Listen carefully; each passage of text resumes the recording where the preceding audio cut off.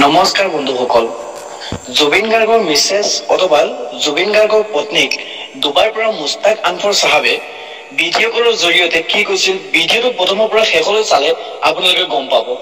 কিয়নো জমিয়ত উলামাৰ প্ৰেছিডেণ্ট মুস্তাক আনফৰ সাহাব যিজন এতিয়া ডুবাইত আছে, সেই ব্যক্তিজনে ভিডিঅ' কলৰ জৰিয়তে জুবিন গাৰ্গৰ পত্নীক কি কৈছিল শুনিব পাব। আপোনালোকে ভিডিঅ'টো এটা শ্বেয়াৰ কৰি দি প্ৰথমৰ পৰা শেষলৈ ভিডিঅ'টো চাই থাকক। আৰু একো ক'বলগীয়া নাই আমাৰ। আমি আপোনাৰ লগত সদায় আছো, আপোনাৰ থাকিম। আপুনিতো দাদা আমাৰ পৰিয়ালৰ নিচিনা আছিলে, আৰু মাজতে আমাৰ ছবিৰ সৰু বাই গৈছিলে, আপোনাৰ সৰু বাই নিজে ৰান্ধি আপোনাৰ বিৰিয়ানী বনাই খুৱাইছিলে, বুজি পাইছিলে। আৰু দুবাই আহিলেও আমাৰ ঘৰত থাকিছে, তেওঁ বুজাই গ'লে আমাৰ ঘৰত থাকিছে।